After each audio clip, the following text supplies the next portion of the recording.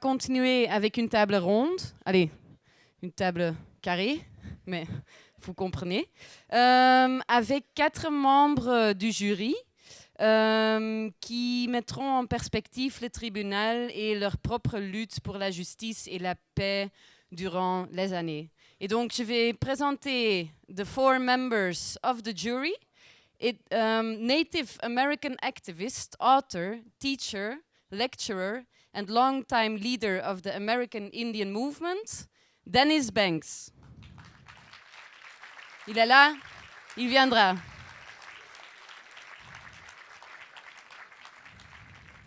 There's Northern Irish peace activist, Nobel Peace Laureate, Mairead Maguire. Vous pouvez venir.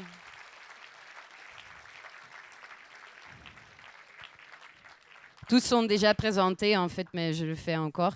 Former member of the US Congress, 2008 Green Party presidential candidate Cynthia McKinney.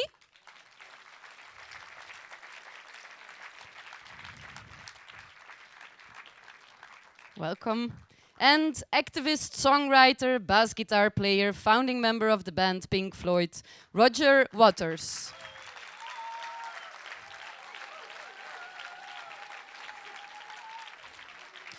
Modéré par Benoît Fett.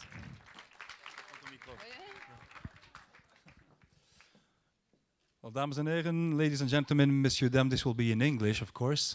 Thank you for attending. And thank you, the 4 of you, for being here. We have an hour in front of us for this round table. As you said, Mikey, it's not especially round, but at least we can... Well, everybody can see you. I have 3 basic questions to ask you, and I propose that you answer the questions all in a row, and I will probably start with you. Sorry for the ladies. I will start with you, Dennis Banks. Can you just tell us what was the turning point in your life when you decided to be committed to the Palestinian issue? I think you have a microphone there. It's supposed to be switched on. Testing 1, 2. Probably, I don't know. You get so many ideas, idealistic ideas about hoping that a certain state will turn and be a good state. But when I realized that there was just no turning back for the state of Israel, that it was becoming a bully in the Middle East, and it was using a lot of United States economic aid turned into military support. When I saw that even years ago, even on a reservation, I'm looking at the news. I have no interest in the Middle East, and I keep seeing repetition stories about the use of force, the use of tanks and military equipment to bully people around, and that's when I decided. It might have been like 20, 25, 30 years ago, but I was during the 50s. I was in the military. And we supplied Israel with a lot of military aid in the 1950s, and then of course them becoming a state. But long before they became a state, they were receiving military assistance because I was part of the supplying it to them. So, but in the beginning, when they became a state.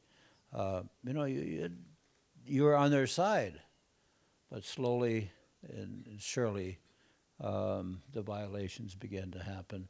And so in the back of my mind, I've always saying the treatment of what they're doing now to the Palestinians is the same as how the treatment of Native people were during, since 1492. And it's still there. So I had to see, I equate what's going on against Native people even today by the U.S. government, is the same. I mean, the pattern is there. Like the U.S. has like created some sort of a blueprint and how to control a region, how to control people, how to destroy a people, how to destroy their language, how to destroy their spirit. And but of course, I sit here as a Native American and to tell the United States that their policy of trying to destroy Native America has failed. So, I mean, I stand here today. I am Anishinaabe. And, you know, I was telling the panel this morning, I raised the colors of the Anishinaabe people. I don't raise the colors of any other state. In my state, the Anishinaabe country. So, and I raise it proudly. So. And how do you specifically relate your fight, your struggle for the Native Americans, for the Native Americans? How do you relate this struggle to the struggle in Palestine and to the Palestine people? Is there a direct link between those two? Well, I think the term apartheid is a very strong word. But it in American in Indian country rather, it's the same application of what they're doing to the Palestinians as they're still doing to us. I mean, we still have to fight for water rights. We still have to fight for the rights to you know, it was 1968 when, ironically, not 1968, but when Nixon was in power, that he signed the Native American religious the right to determine our own destiny. That was it there, the Self-Determination Act, and on the other hand, I could see what the U.S. was doing to other nations. When you deny people a right to determine their own destiny, to determine their own religious beliefs, spiritual beliefs, when you deny them the right to even going out fishing in their own lands, in their only part of the sea that they have, when you control them and just bulldoze their homes, that is apartheid, and that is what, to me, Israel is the new South Africa. Or maybe it always was so. Yes, I equate the struggle that I have with the Palestinians. I tell people I am Palestinian. That's who I am. So. Thank you.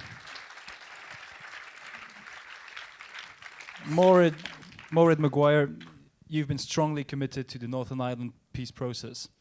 What was the turning point in your life when you decided not to change to support another struggle? Because of course you are still committed to the Northern Irish peace process, but how can you explain that you wanted to be committed to another cause, and especially to the Palestinian one? Well, good evening, everyone, and it's really lovely to be here with you all. A great privilege to be with the activists, and thank you very much for your question. I believe passionately in peace, and I believe that every problem has a solution. And I think that what you need is to have the will to solve the problem.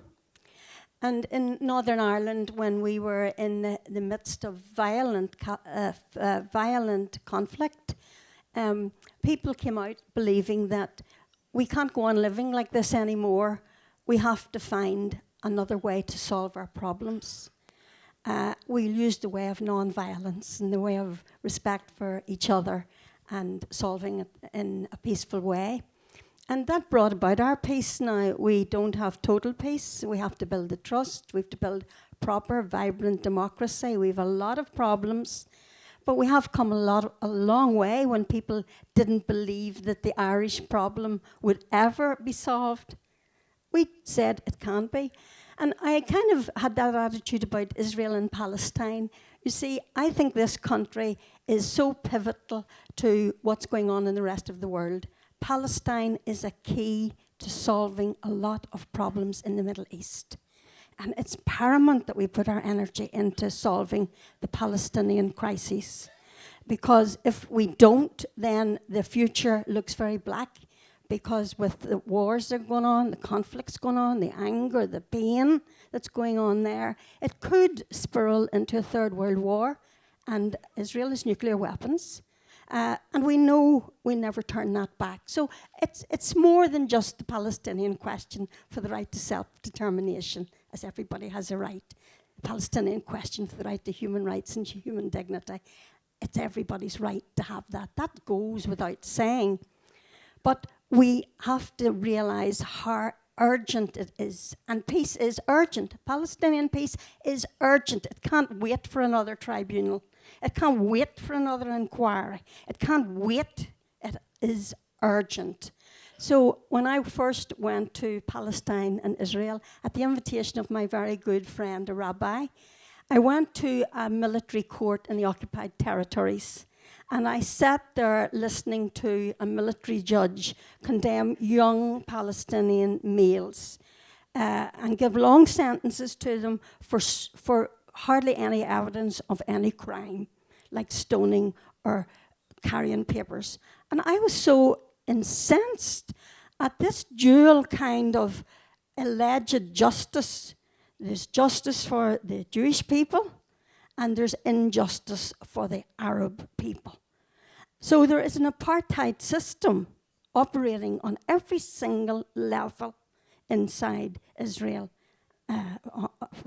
against the Palestinian people. I then went to stand in a Palestinian home that had been demolished.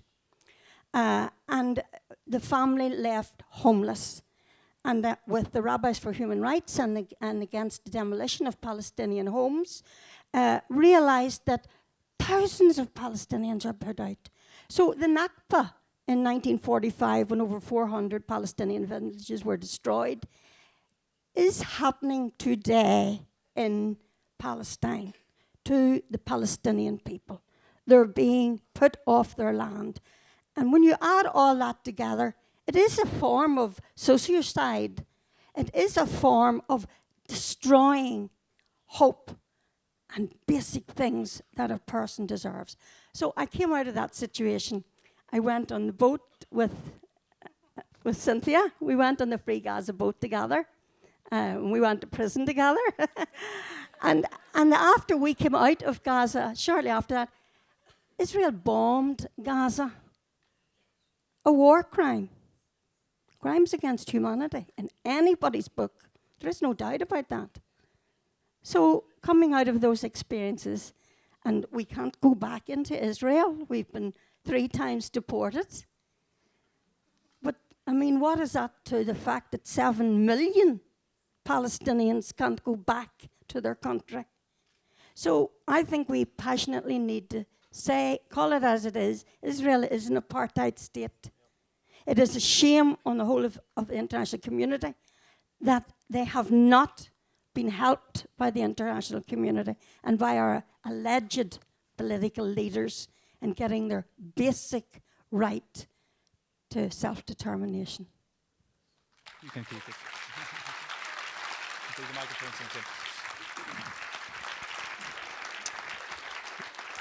Cynthia McKinney, same question. When did you start being committed to the Palestinian issue, and why? Well, first of all, can you imagine how I feel at this moment when I'm sitting on a stage with Dennis Banks, the co-founder of the American Indian Movement, a movement that I look up to, and I'm sitting and had the experience of going to prison with a real Nobel Peace Prize winner.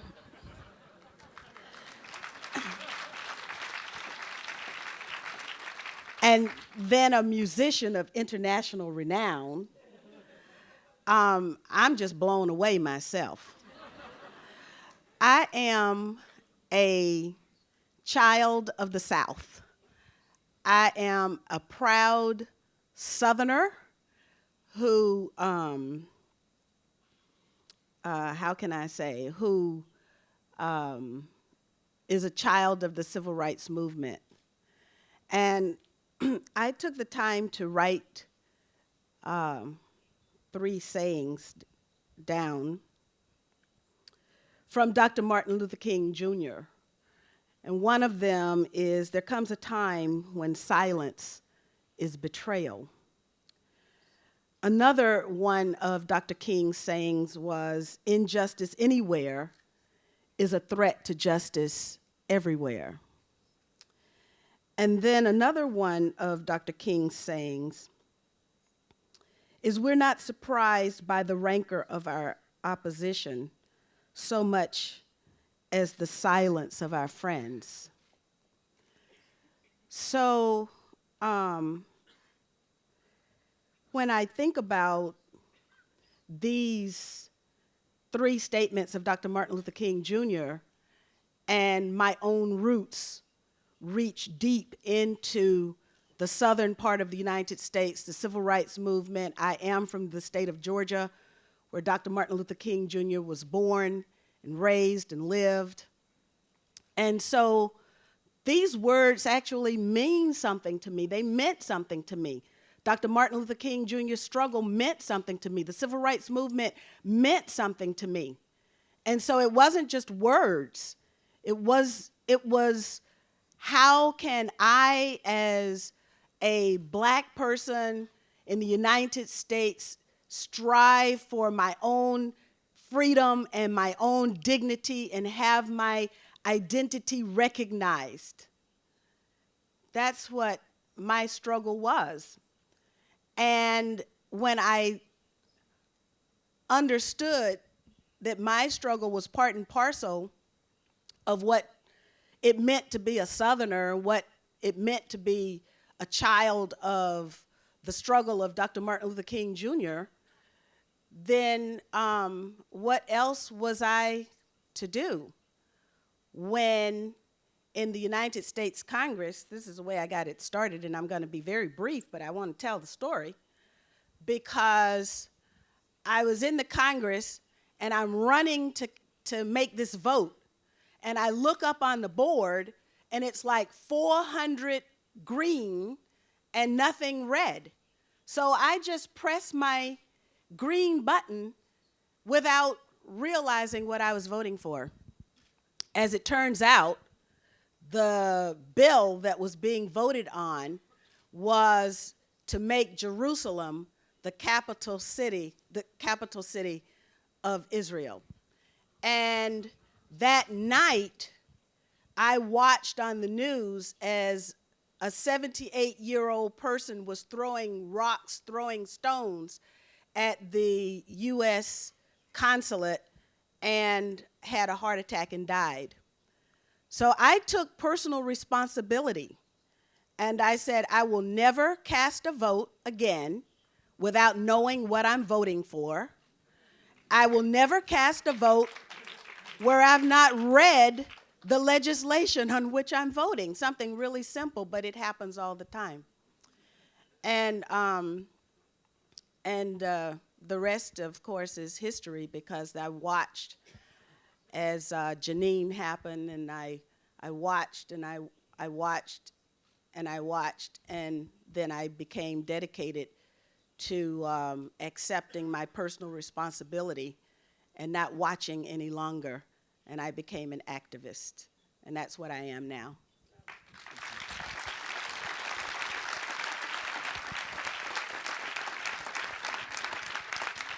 Roger Waters, we all know that you've been writing songs about walls since a while now. And I watched this recent song of yours, which is a famous protest song, We Shall Overcome. I think you just been playing this song, and I watched it this afternoon on YouTube. I didn't download it. I watched it on YouTube with my little kid. And I just want to know, why did you decide to be committed to this issue? There are plenty of other issues on the planet. Why this one? Well, we're all, in one way or another, slaves to the geography and lineage of our birth.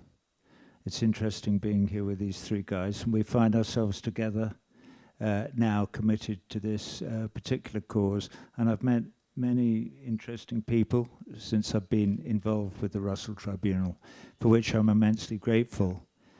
But to answer your question, I was just minding my own business, you know, making a decent living, trucking around the world, doing gigs, licking my wounds, whatever, being self-interested. And in 2006, I accepted to do a gig in Tel Aviv, in Israel, and I was inundated. So I'm happy to say that they were already organized out there. My now good friend Omar Bogoti started sending me emails saying, "What are you doing? You can't do this." And he forwarded me then emails from literally thousands of people from all over the Middle East and all over North Africa, from Algeria and Morocco and whatever, saying, "We think for this reason and that reason and the other reason that it would be a good idea if you didn't do this gig in this football stadium in Tel Aviv." And so because of my great good fortune of my lineage and geography of birth, there was a little bit of my brain left that caused me to take note of these foreign voices from these people in foreign lands from the other side of the walls that we're speaking about. So I started to question it, and to cut a long story short, eventually we cancelled that show. But in an act of compromise, Omar and his friends agreed that I might do a gig in a peace village halfway between Jerusalem and Tel Aviv called Neve Shalom, or Awahat. I can't remember its name in Arab, but I apologize. Where they grow chickpeas, and so I did a gig there, and it was sort of beautiful, and it was very well run, and it was very efficient, and there were very long queues of traffic, and I made an impassioned plea at the end of the thing. But what there wasn't at that gig was a single Palestinian or Arab, because they weren't allowed to travel on the roads or to come to the show or see any of it. And it was in that moment that I understood that I was actually performing in a state that was governed by an apartheid government with the rules of apartheid. So I left there with not very mixed feelings. I went back as a guest of OCHA a year later and traveled extensively in the West Bank, and I then became involved in an initiative to help rebuild a cinema in Jenin. So I went up and visited the refugee camp up there and talked to lots of people and blah, blah, blah, blah, blah. And I was saying I've done lots of interviews today downstairs, and I find myself saying to the people interviewing me, "Have you been there?" And they go, "No." I go, "Well, you cannot believe the experience of actually visiting that barrier, seeing that wall, speaking to those people, being treated with that extraordinary mindless disdain by those presumably perfectly nice young Israeli men and women dressed in khaki who man the checkpoints. Until you've actually observed it and felt it with your skin and bone and your own presence and flesh, you cannot understand how inhuman the situation is there. as you watch people queuing for endless hours to get through the barriers. So, pondering this for not very long, I agreed with Omar that I would join the BDS movement, that I would certainly not go and play in Israel until such time as the government of Israel not just moves toward, but is prepared to abide by the ordinary laws of human justice and the international courts of justice, until they stop building settlements, remove the wall, and so on and so forth, none of which things they seem inclined to do in the slightest, which is why we are here, and presumably why you are here, and why Pierre and all these wonderful people who've invited me to be part of this team are following so passionately in the footsteps of Bertrand Russell, the great English philosopher, who started these tribunals in the face of the illegitimacy and illegality of the American invasion of Vietnam all those years ago. So that's how I got involved in this struggle. We are coming to the end now of the fourth Russell Tribunal on Palestine. This is our last session, and you, if you're here tomorrow, will hear more about the way that we feel that we should move forward. But I would just like to say that it's been an enormous privilege to meet with these big hearts and big minds of these people on this jury, and to say that we should never forget that we are only separated by accidents of geography and lineage, and that we are all human beings under the skin, and that is what keeps us dedicated to the idea that every human being on earth should have recourse to the law. And that's all I have to say. I'd like to comment a little bit more on what Roger has brought up. Going through all the evidence that in the last 4 years about the information about apartheid, is that the complicity of other states that provide Israel with backup support, but not only sister states, but corporations that are all involved in this huge conglomerate of sin, of here's the target, and here's how we're going to destroy that target. And we're not even going to lift a bomb. We're not going to shoot a bullet in that direction at all. We're going to have all the state of Israel do it for us. So I also want to mention the admiration work that I've had for Angela Davis all these years, to be up here, sitting in the back rooms and working on all these, trying to arrive at solutions. I see her typing away all the time, and she's been my inspiration. She's younger than I am, but she is still my hero. So.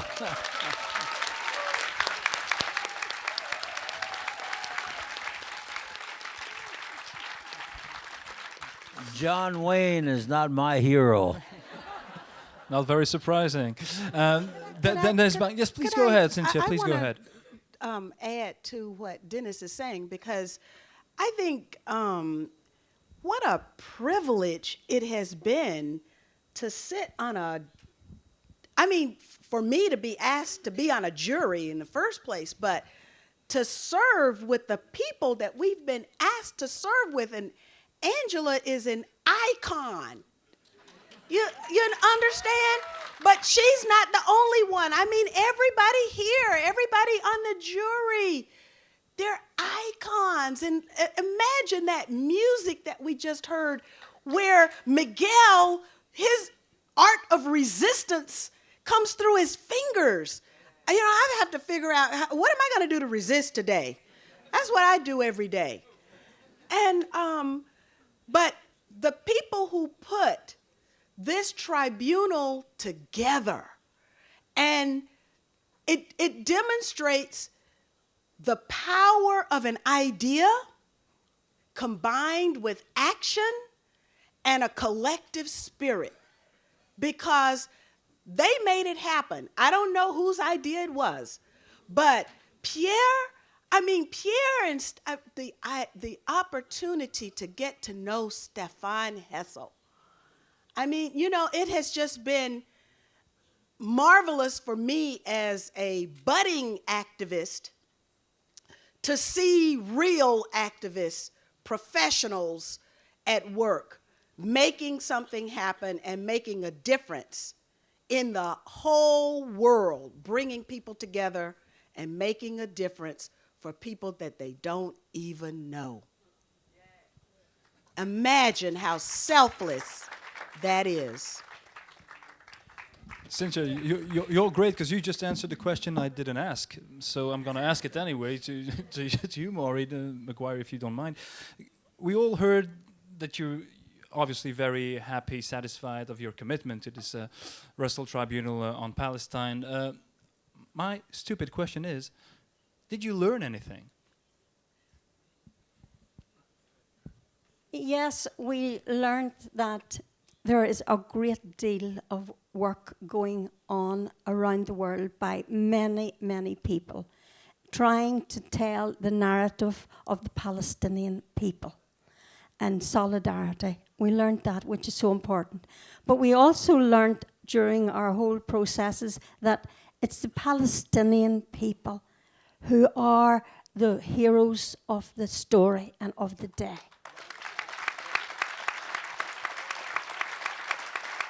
The Palestinian people, and I've gone often in to meet the non-violent movement of Palestine, and I have been extraordinarily moved and inspired and given hope in little villages like Berlin and Ramallah, and throughout Palestine, they have a non-violent movement. So this image that somehow Palestinians are all violent is again propaganda and nonsense. And the best way in which we can support the Palestinians, who after all, in the final analysis, have to make and learn to live in justice alongside the Israelis and the Jews. You see, we can't make peace. It's like Northern Ireland. They have got to come together based on international law, based on human rights, based on justice. They have got to come together to solve the problem. And until Israel, and that's where the blockage is, you see, the Israeli government doesn't want peace. The Israeli government has chosen land. The Israeli government has a mindset that says, and they're not the only ones in the world, we're in a world where the mindset is militarism and paramilitarism and security, moving people's civil liberties away, solve human problems. They don't. They multiply them. So until the mindset by the Israeli government changes where they choose peace, seriously choose peace, where they acknowledge, as we had to do in Northern Ireland, there will not be a military or a paramilitary solution to the conflict in Israel and Palestine. It has to be done through dialogue, through negotiation, through talking to each other. And one of the key things, you see, Obama's going to Israel, as we all know. Mr. Obama could be a real friend to the Israelis. He could say to them, look, you can't go on like this. You're leading not only the Middle East, but the whole world into war. You cannot go on like this. Uphold your international laws. End the occupation. We all know the steps. And if you don't do it, we're taking the money off you. Obama has the power to do that. This Obama has the power. And when people are in conflict, like we were in Northern Ireland, sometimes they need outside friends to come in and tell them the truth. And that's what Obama could do. Now, Will Obama do that? Well, maybe yes. Maybe yes. Let's look for the stars. Let's challenge Mr. Obama to go in there and be a world leader. That he started out and he was first voted in by the Americans and we supported him because he said we can do it. What is he doing? If he doesn't do it, what is the UN doing? The UN has a responsibility to protect the people of the world from war and to uphold human rights and international law, and it's not doing that. So let Ban Ki-moon start a serious process with the Palestinians and tell them we're not taking this anymore. No country in the world has had the audacity, the arrogance, the cheek, the duplicity to say to the international community, we don't care at the United Nations if you have 62 or 63 or 64 resolutions against us. We are not going to do it anyway. What country would get away with that? Israel is undermining the entire international and human rights movement. It is completely undermining our legal systems everywhere because it just goes to war. So, and does what it wants. It will feels nobody will ever challenge me because I'll threaten them with being anti-Semitic. How long have we heard that? We have to say to Israel, enough is enough. We are not afraid of you. We call your bluff. And if you won't uphold international law, you will be put out of the United Nations because you have not earned the honor to be a member of the international community. Stephen Gallen said one thing on his last, a wonderful man. And I remember when he spoke to the international media in New York, and the media have let us down. The media have sold us out. Some media, courageously, are good, but the vast majority of the media are telling the Israeli story and ignoring the real suffering of the Palestinian people. We have to tell the media, you know, you have children too who are going to live in this world. So start telling the truth if you want to give them a future or if you don't want them to end up in a war. The media have a stake in this issue. Stephen Gallen said to the media, and I suppose he said to us all, be brave.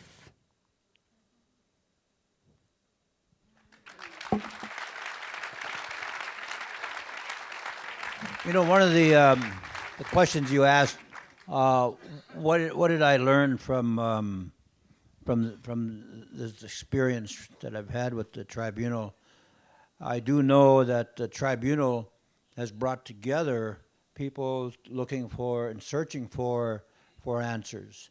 We have no legal judicial arm, but I think what's possible. You know, one thing during the '60s, you know, when the war was going on in Vietnam, I used to see 10,000, 50,000, 100,000, 200,000 people in the streets, 250, 500,000 people walking on Washington, D.C.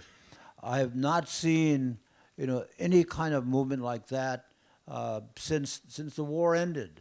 You know, we've had a few guys, you know, few marches here and there, but I would like to see, you know, that we have information now that could springboard all across this country, and we should have some sort of a we should be walking these streets and walking looking for some sort of action with other people. There's no young movement. You know, we might be losing a whole generation, maybe 2 generations to the internet and to the texting and to doing that at home. So, you know, the internet is a great tool, but we still got to start getting out on that street and start walking and start marching, and, you know, to Washington D.C. again. And we saw. I mean, I was amongst those people that went to Washington to vote for. I've only voted twice in this country. well, 3 times now. Twice for Obama, once for John F. Kennedy. But I fail to see, any young. I don't know why our young people are not out there. This information it's on the news every day about what's going on in the Middle East. I think right now we've got to push. My job then is to get this information out to Indian country, and I'm going to do that. There's a lot of Indian newspapers out there, and there's a lot of people that come begging to us for support. Politicians, we've got casinos and a lot of non-native people. They're they're trying to get after our casino money, and they say, "What can we do?" And I say, "Well, from now on, I know what you can do." And it seems to me, some years ago, the Israelis also thought of that, and they almost are getting pledges from people who are running for the Senate, running for Congress, making them sign some sort of a pledge that they will not, in exchange for money, of course, that they will not vote against anything about Israel. So, even that, but nobody says, well, not me. I didn't do that. I don't sign those pledges. Well, actually, I did, which is why I'm an ex-member of Congress. Oh. Actually, I did, and that's why I'm a former member of Congress, and this is what Roger wanted to talk about, so I want to, just... Well, I'm not sure that this is a very short conversation, but it's actually, with all due respect, President Obama cannot decide to withdraw funds from Israel. It would need to be passed by an act of Congress. And so the legislature in North America means it's kind of ingrained in the political system there that there has to be a general consensus if you want to remove funding from a rogue state like Israel. And the way that the decisions are made is very mysterious to the rest of us. So one of the things in North America where I live is that nobody really quite knows why this dogged, unthinking, apparently, support for this rogue apartheid state continues and will continue until maybe the ripples and waves from evenings like this spread to the point where questions start to be asked about things like that. But can I answer the question, which was, what have I learned? I remember now what I've learned. And the first thing is somewhat flippant, but means a lot to me. So when I turned up that fateful afternoon, or morning, quite early morning for me, in October last year, and sat down with all these people, good people in the room, I was moved to say, you're going to have to lead me by the hand here because I've never been to a meeting before. So now I have been to a number of meetings, and I understand that they're very hard work, but they're extremely important because they're exactly about what we're talking about, which is the rule of law and the understanding of the fine print of how other people feel. And that's something that I've absolutely learned. Also, in New York, a man came up to me when I was sitting in the audience, and he was a defense attorney from Guantanamo. He was a lieutenant colonel in the United States Army, and he's no longer in the army now, but he's still an activist. He was then, and he still is now. And he told me a number of months ago that this is absolutely, by the way, it's not really germane to this conversation at all, but I quite like it as an anecdote, that the reason that the United States of America sent troops into Vietnam was because the Joint Chiefs of Staff decided that that was how they could get the budget for the armed forces increased, in whatever year that was. And apparently there are 4 or 5 surviving members of the Joint Chiefs who've all vouched for the veracity of that statement, which is pretty incredible. So those 60,000 Americans who were killed in Vietnam were slaughtered on the altar of appropriation in an arms committee somewhere in Congress. So I learned that. What else did I learn? I don't know. Politics is a strange and difficult animal, and so that's why activism of this sort is so important, because I described ripples earlier. It may well be that this is the only way that we have of spreading the possibility for more law, more freedom, more justice, more happiness, more liberty for more people all over this small globe, because the paths through the corridors of the political process are too hard. So this is the way that we have to go. I would like to respectfully disagree that the corridors of power are too difficult for the people to navigate. What I would like to say is that the people are not navigating those corridors of power and are leaving the practice of politics to the people who have proven themselves to be the misleadership class, because they are misleading all of us down the wrong path. Now, what would it take? I wish that I were in the United States Senate today, because I would use the prerogatives of a U.S. senator to hold up the budget. There is so much that we can do if we participate analytically and critically. So in 2008, I didn't vote for Obama, I voted for myself. Because I was running. And so I know, but so we have got to have, I'm outside of the Congress, not by my own volition, but by the volition of people who don't like the idea of a member of Congress actually reading the bills and saying, oh no, I disagree with that, I have to vote no. And so they got rid of me not one time, but 2 times. And then they redistricted Dennis Kucinich out, and they redistricted Ron Paul out. And so how long before we have a people's peace lobby to counter the war lobby that has ample representation in both the Democratic and Republican parties? That's what we have to figure out. And the only way we can actually implement this is by changing our behavior, like I changed my behavior. I accepted personal responsibility for the votes that I cast on behalf of the 650,000 people and the people of the United States that I represented.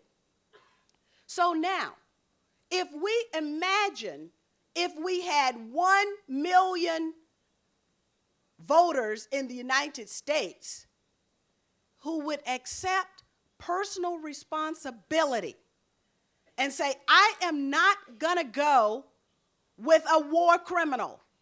I am not gonna vote for anyone who votes for war. Imagine the profound changes that we could have politically if we just change our minds and don't believe what the media say about, well, you know, if you don't vote for the blue candidate, you're going to get the red candidate. But can you imagine that we are now seeing the military occupation and decimation of an entire continent, I'm talking about Africa now, as well as all of the transgressions that we are talking about here with respect to Palestine and Israel, it's spreading. Because as long as we believe what they tell us, nothing is going to change. So we have to stop believing what they tell us and then act independently.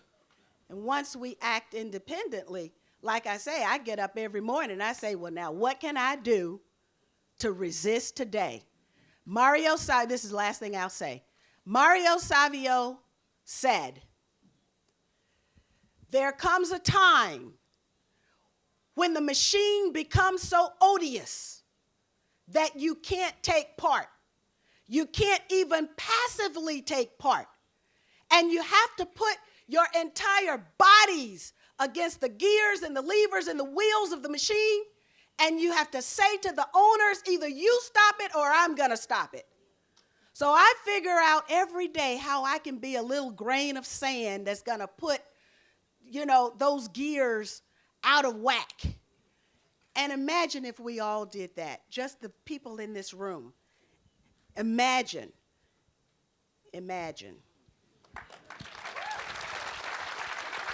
Thank you, Cynthia McKinney. I'm afraid we just have 5 minutes left, so I will give a minute to each one of you to answer this last question, and let's try to end with a bit of hope. What are your expectations today about this experience you had through the Russell Tribunal on Palestine? Dennis Banks?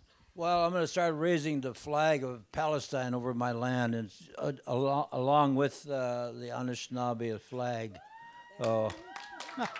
And Rogers talked about there's the evil in the politics, and it goes along with my philosophy that stay away from wood ticks, lunatics, and politics. Mairead Maguire. Well, I just have been enriched and inspired by the people that I have met here.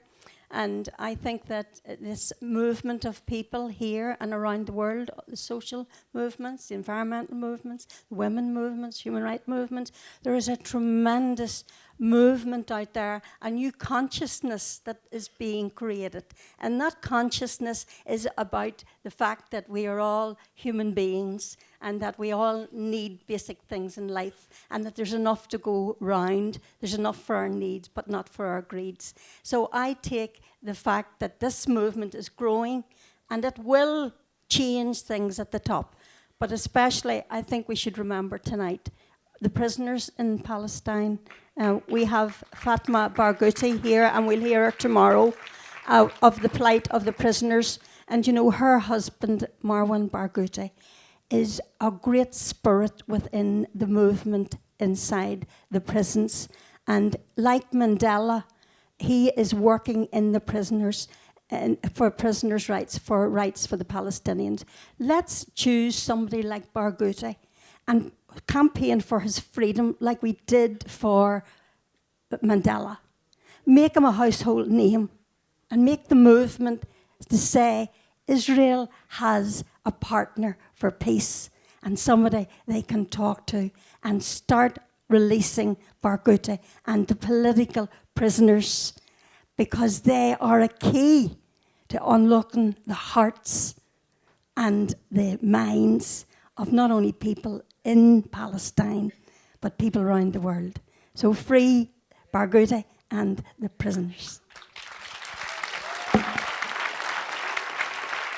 Cynthia Maguire, Well, in 60 seconds. 60 seconds, it's easy for me.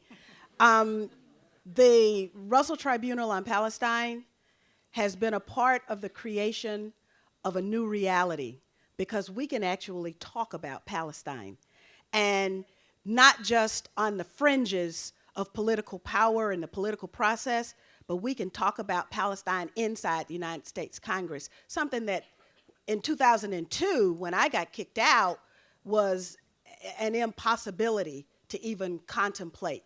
So that rise in consciousness that Mairead is talking about has occurred because of every one of you, the ripple that you have created, the ripple, the grand ripple that the Russell Tribunal on Palestine has created. And we just got a lot of work to do, and I'm ready to join with you and make sure that it gets done. I have hope because of what the Russell Tribunal on Palestine has done. Yeah.